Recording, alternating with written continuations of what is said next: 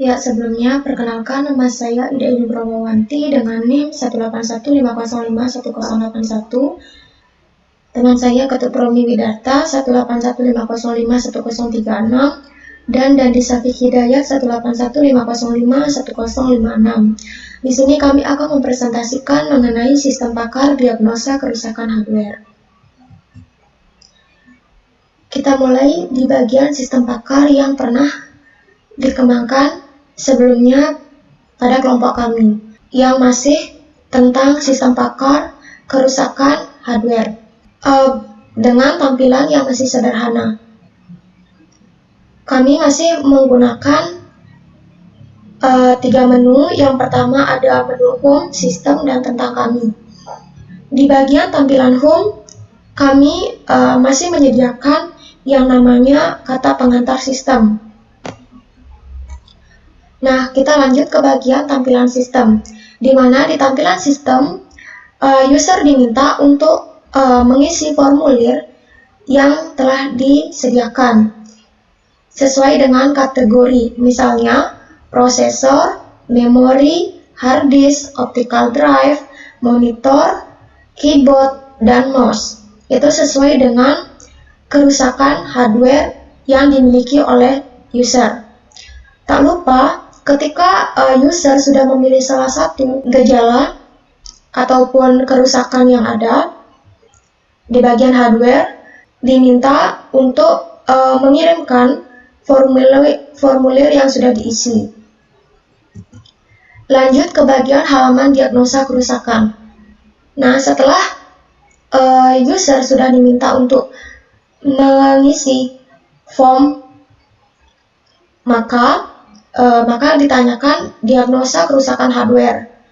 Nah, merupakan di bagian diagnosa ini kumpulan dari pertanyaan yang terkait mengenai kesalahan maupun kerusakan dari hardware. Misalnya, apakah komputer Anda terdengar suara bip 5 kali? Apakah komputer Anda terdengar suara bip 7 kali? Misalnya seperti itu. Kami masih menyediakan diagnosa ataupun suatu pertanyaan yang masih sederhana dengan mengambil 2 contoh untuk sebagai sampel. Nah, kita lanjut ke bagian tampilan hasil diagnosa. Nah, ketika user sudah mengisi diagnosa, maka hasil diagnosanya akan keluar, di mana hasil diagnosa itu terdapat suatu permasalahan yang berhasil ditangkap kepada hardware yang bermasalah. Misalnya, contohnya seperti ini, permasalahan yang terjadi pada prosesor, panas berlebihan atau prosesor tidak terpasang dengan benar ke dalam soket. Kerusakan pada fisik prosesor. Nah, kemudian tidak hanya hasil diagnosa saja yang kami berikan kepada user, tetapi solusi juga kita berikan. Yang pertama, yaitu pada permasalahan yang tadi, solusi yang bisa kami berikan, yang pertama, lakukan perbaikan posisi pada prosesor motherboard. Yang kedua, perbaiki posisi pendingin prosesor. Seperti itu misalnya contohnya untuk tampilan hasil diagnosa sesuai dengan kerusakan hardware yang dimiliki oleh user. Nah, laporan solusi kerusakan merupakan hasil dari laporan gejala-gejala dari kerusakan komputer yang sudah dimasukkan tadi sama user. Nah, kita lanjut ke bagian tampilan menu tentang kami, di mana tampilan menu tentang kami ini berisi dengan biodata diri. Nah, biodata diri ini dari programmer ataupun pembuat sistem. Nah, pembuat sistemnya ini kami menyediakan tentang latar belakang programmer dan pendidikan programmer secara singkat. Nah, kita lanjut ke bagian kajian pustaka tentang sistem pakar. Nah, sistem pakar menurut Kusrini tahun 2006 yaitu sistem berbasis komputer yang menggunakan pengetahuan, fakta, dan teknik penalaran dalam memecahkan masalah yang biasanya hanya bisa dipecahkan oleh seseorang pakar dalam bidang tertentu. Nah, Kemudian, sistem pakar ini berisi aturan-aturan bagaimana memperlakukan informasi-informasi yang tersimpan sehingga program dapat memberikan bantuan pengambilan keputusan mengenai suatu permasalahan tertentu sebagaimana seorang pakar. Selanjutnya yaitu kajian pustaka metode yang digunakan. Metode yang digunakan dalam pengembangan dan perencanaan sistem pakar yang menggunakan metode waterfall model, backward churning. Model SDLC, air terjun waterfall, sering disebut dengan model sequential linear atau alur hidup klasik life cycle. Nah, kita lanjut ke bagian analisis dan perancangan sistem. Menurut FATA tahun 2007, analisis sistem adalah teknik pemecahan masalah yang menguraikan bagian-bagian komponen dengan mempelajari seberapa bagus bagian-bagian komponen tersebut bekerja dan berinteraksi untuk mencapai tujuan mereka. Tentunya diiringi dengan adanya masalah terlebih dahulu. Nah, kemudian kita lanjut ke bagian metode. Di bagian metode terdapat data dan analisis data. Data yang pertama itu ada yang namanya pengumpulan data. Pengumpulan data tersebut kami mengambil dari buku dan jurnal yang tentunya berhubungan dengan perencanaan sistem serta data-data macam kerusakan pada hardware. Nah, dalam pengumpulan data ini kami juga mengadakan yang namanya penelitian dengan beberapa cara. Yang pertama yaitu wawancara dengan teknisi yang tentunya masih fasih dengan yang namanya hardware maupun di bagian IT. Yang kedua, kami melakukan studi pustaka tentunya untuk mencari buku dan jurnal sumber-sumber lain yang dapat mendukung mengenai pembuatan sistem ini. Tentunya terdapat masih berhubungan dengan yang namanya hardware maupun yang tentang IT. Nah, kemudian langkah yang kedua yaitu analisis data. Setelah pengumpulan data, tahap selanjutnya adalah analisis data. Data dan informasi yang dikumpulkan akan digunakan untuk mendukung penelitian. Data tersebut bisa diperoleh melalui wawancara langsung, seperti yang sudah saya paparkan tadi, dengan ahli tentunya tentang faktor-faktor kerusakan hardware pada komputer.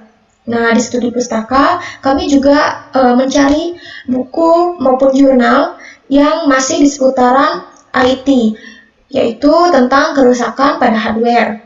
Ya, sekian presentasi dari saya. Akan dilanjutkan dengan teman saya. Terima kasih. Baik, di sini saya akan melanjutkan presentasi yang sebelumnya sudah dijelaskan oleh teman saya. Sebelumnya, perkenalkan, nama saya Dandi, NIM 181505106. Baik, langsung saja saya akan menjelaskan. Baik, bagian metode. Yang pertama untuk bagiannya yaitu mulai atau start terlebih dahulu untuk masuk ke dalam suatu web.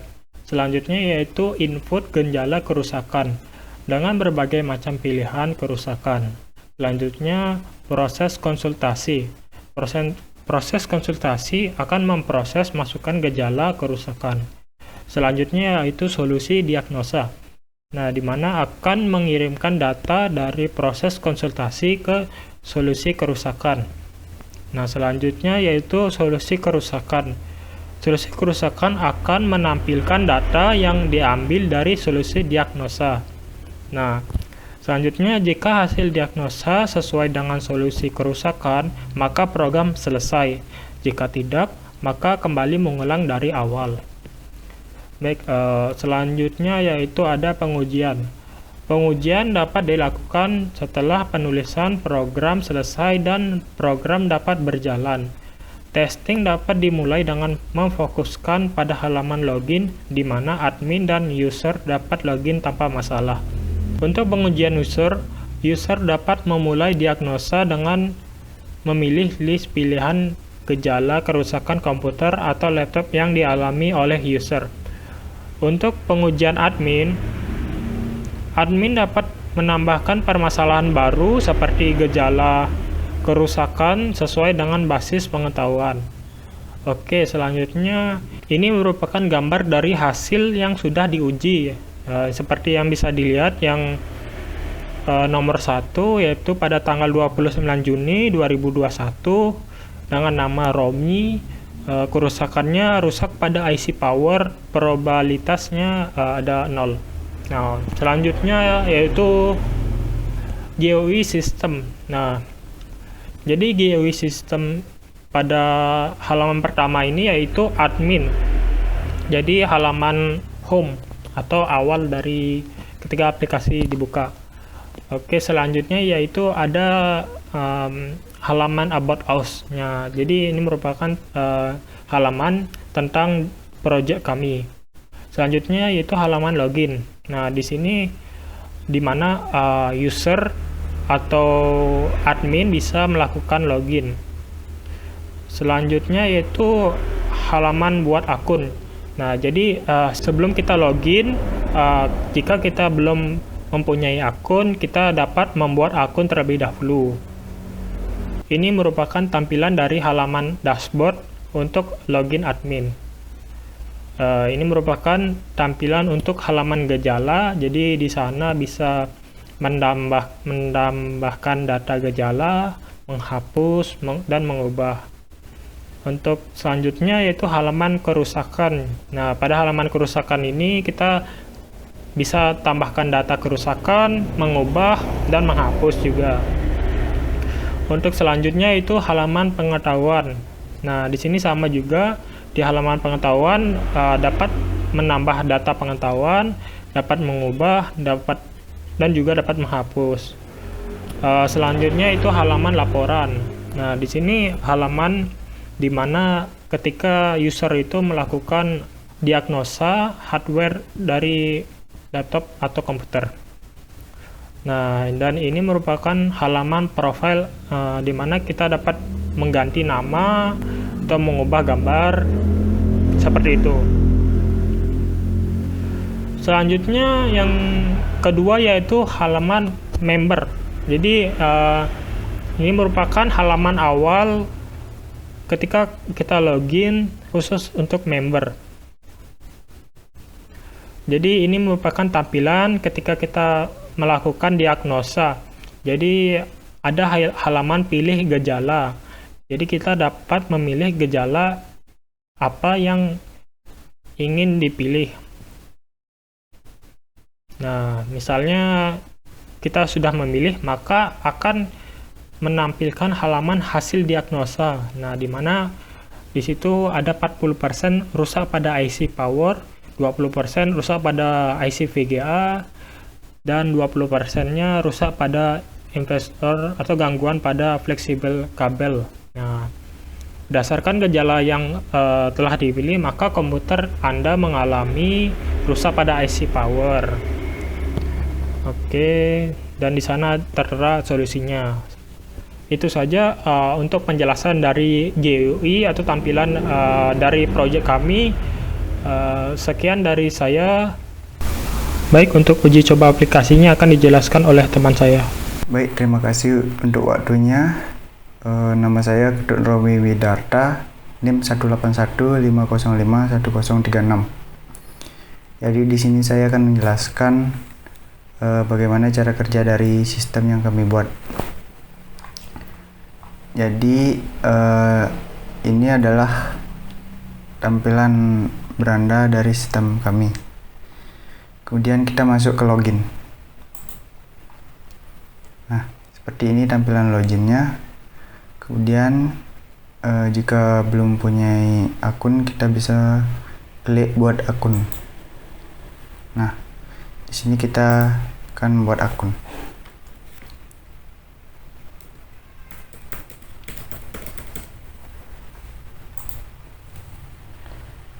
Di sini kita akan masukkan buat username, self, kemudian password. Setelah itu kita klik daftar. Nah, akunnya sudah ditambahkan. Kemudian kita login menggunakan akun yang kita buat tadi.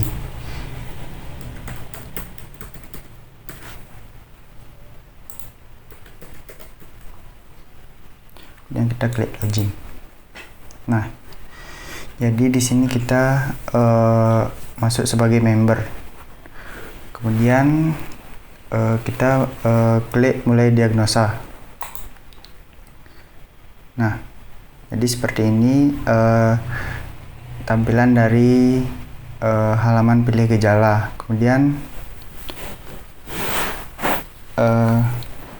kita pilih opsi dari gejala kerusakan hardware kita. Misal kita pilih bagian ini, kemudian klik simpan. Nah, di sini terdapat hasil diagnosa. Jadi di sini rusak pada IC PGA 50%, rusak pada inverter 50%, kemudian rusak pada IC power 0%. Jadi berdasarkan gejala-gejala yang kita pilih tadi, maka komputer kita mengalami masalah pada IC PGA. Kemudian di sini kita akan diberikan solusi seperti membongkar casing komputer atau keluarkan motherboard dari casing laptop Anda. Jadi seperti itu. Kemudian kita logout dulu. Kita masuk sebagai admin. Jadi di sini sudah ada akun admin. Kita klik login. Nah, ini adalah tampilan beranda dari halaman dashboard dari sistem kami. Kemudian di sini ada profile. Jadi ini profile. Kemudian kita masuk ke dashboard. Nah, di sini halaman dashboard terdapat 13 gejala, 5 kerusakan, 65 aturan, dan 7 laporan. Kita masuk ke gejala dulu. Nah, jadi di gejala ini terdapat data-data gejala kerusakan hardware-nya. Kita bisa mengubah dan menghapusnya, dan juga menambahkan data gejala. Misal kita ingin mengubah data gejala, kita klik ubah, dan kita ubah datanya.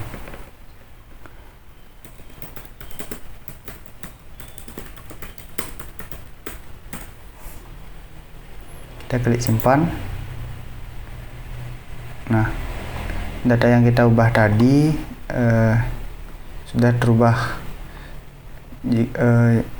Jika kita ingin menghapus, kita klik hapus, klik OK. Nah, datanya sudah terhapus. Kemudian jika kita ingin menambah gejala, klik tambah data gejala. Kita masukkan gejalanya. Misal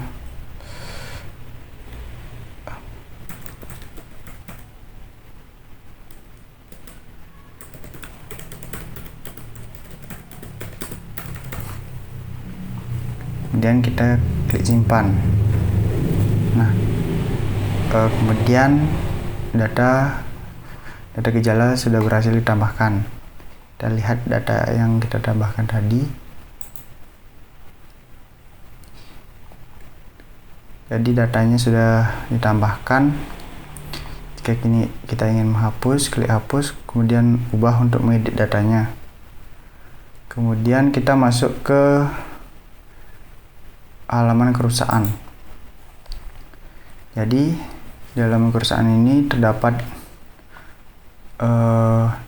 nomor, kode kerusakan, nama kerusakan, probabilitas, gambar, dan solusi. Dan jika kita ingin menambahkan data kerusakan, kita klik tambah data kerusakan. Misal nama kerusakannya misalkan pada CPU.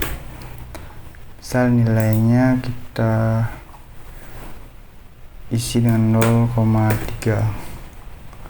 Kemudian kita pilih gambar hardware-nya. Jadi saya tidak punya gambar hardware CPU, kita coba pakai gambar yang ada. Ini gambar kamera. Open, kemudian kita tambahkan solusinya. Misal beli CPU baru, kemudian kita klik tambah. Nah, data yang kita tambah tadi sudah masuk. Kemudian jika kita ingin mengubah, kita klik ubah. Misal kita ubah gambarnya, misalnya, kemudian klik simpan. Jadi kita klik ubah untuk mengedit datanya. Kemudian kita coba untuk menghapus datanya. Klik hapus, kemudian klik OK. Jadi data yang kita buat tadi sudah terhapus. Jadi selanjutnya kita masuk ke basis pengetahuan. Jadi basis pengetahuan ini isinya nama perusahaan, nama gejala, dan probabilitas. Di sini juga bisa menambahkan data, mengedit dan menghapus. Kemudian ada mengcopy CSV ini untuk mendownload, kemudian print untuk memprint datanya. Kita coba untuk memprint data-data ini. Kita klik print. Kita masuk ke halaman print. Jadi kita bisa mengoperasinya dalam bentuk PDF seperti itu. Kemudian kita coba untuk mengcopy ke clipboard. Kita juga bisa mengcopy-nya.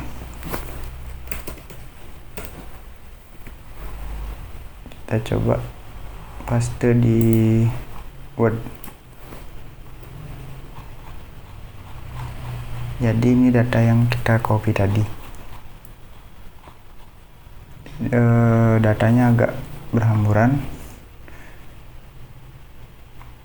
Dan kita coba untuk mendownload datanya. Kita klik CSV.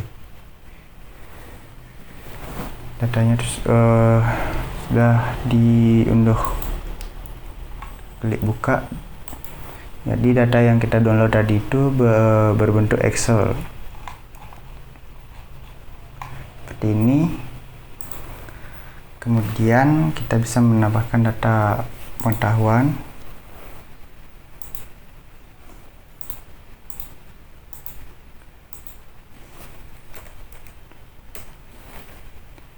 Tambah.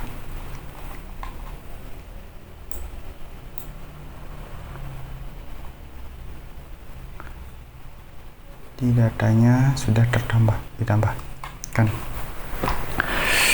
Dan kita coba untuk menghapus datanya. Kita klik hapus. Oke. Ini data yang kita buat tadi itu sudah terhapus. Jadi seperti itu di bagian basis pengetahuan. Kemudian kita masuk ke bagian laporan. Jadi di sini terdapat data-data diagnosa dari member. Kemudian akan ditampilkan di bagian laporan ini. Misal yang tadi akun yang kita buat itu ini yang nomor 7, kerusakannya rusak pada VGA, probabilitasnya 50%. Jadi seperti itu.